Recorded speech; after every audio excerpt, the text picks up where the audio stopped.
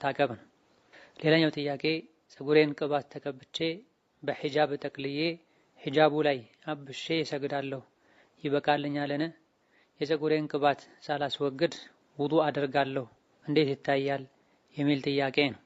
ፀጉር ላይ በተጠቀለለ ጥምጣም ላይ ጨርቅ ላይ ማበስ ለወንዶች ብቻ ነው ወይስ ለሴቶችም ይፈቀዳል የሚል መጠነኛ ኺላፍ አለ በፉቃሃዎች መሃል።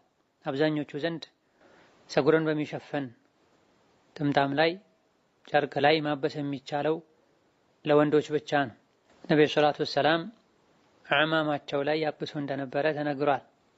ጥምጣም ወይም አዕማማ ማለት ባለንበት ጊዜ ጭንቅላት ላይ ጣል ተደርጎ ደረት ላይ ጫፍና ጫፉ የሚለቀቅ አሊያ ደግሞ በመጠኑ ብቻ የሚጠመጠመውን ጥምጣም ለማለት አይደለም።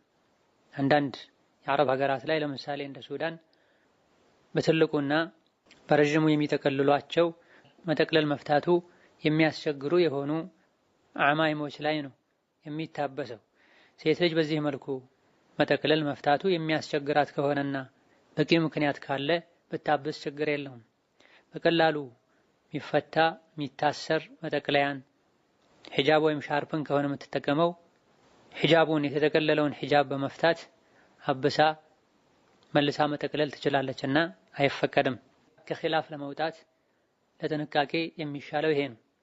ሆኖም አንዳንድ ሁኔታዎች ላይ አስፈላጊ ሆኖ ከተገኘ ማበስ ማትችልበት ሂጃቡን አውልቃ ፈታ ፀጉሯ ላይ በቀጥታ ማበስ ማትችልባቸው ከጤናም ይሁን ካለችበት ቦታ ሁኔታ ጋር በተያያዘ ማበስ ካስፈለጋት ቢታበስ ችግር የለም። እንደዚህ አስገዳጅ ነገሮች ከሌሉ ሴት ልጅ ፀጉሯን ቀጥታ ልታበስ ይገባታል። ሴት ልጅ በምታበስበት ጊዜ ወደ ኋላ ፀጉሯ ርዝመት የደረሰበትን ያክል ተከታትላ ማበስ ግዴታ አይሆንም። እስከ ማጅራቷ ድረስ ካበሰች በቂ ነው። ከዛ በታች ያለው ያደገውን ሁሉ በማበስ ሰዓት ውሃ ማስነካት ማበሱ ዋጅብ አይሆንም። ውዱእ በሚደረግበት ጊዜ ፀጉር ሲያብሱ ፀጉር ላይ ቅባት አለመኖሩ ሸርጥ ወይም መስፈርት አይደለም። ፀጉሩ ላይ ማበስ እንጂ ሸርጡ ፀጉሩን ውስጡን ውሃ ማስነጋት ግዴታ አይደለም። ስለዚህ የሚታበሰው የሴት ልጅ ፀጉር ላይ የሚሆን የወንድ ልጅ ፀጉር ላይ ቅባት ቢኖርም ባይኖርም ለውጥ የለውም። አስቀድሞ አጥቦ ማስወገዱ ግዴታ አይሆንም። የውዱእ አካላት ላይ ውሃን ወደ ውስጥ መግባት የሚከለክልን ነገር ማስወገድ ነዓም ሸርጥ ነው።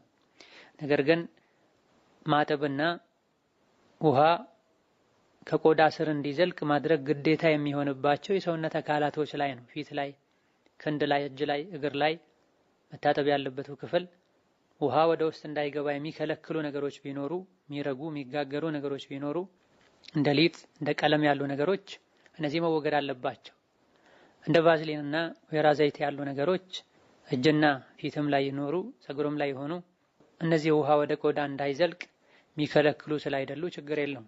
ሙሉ በሙሉ ፀጉር ላይ ተጋግሮ በየትኛውም መልኩ ስናብስ እጃችን ላይ ያለው እርጥበት ፀጉራችንን እንዲነካ የማያደርግ እስከሆነ ድረስ ማስወገዱ ማጠቡ ግዴታ አይሆንም። ሌላኛው ጥያቄ አባቴ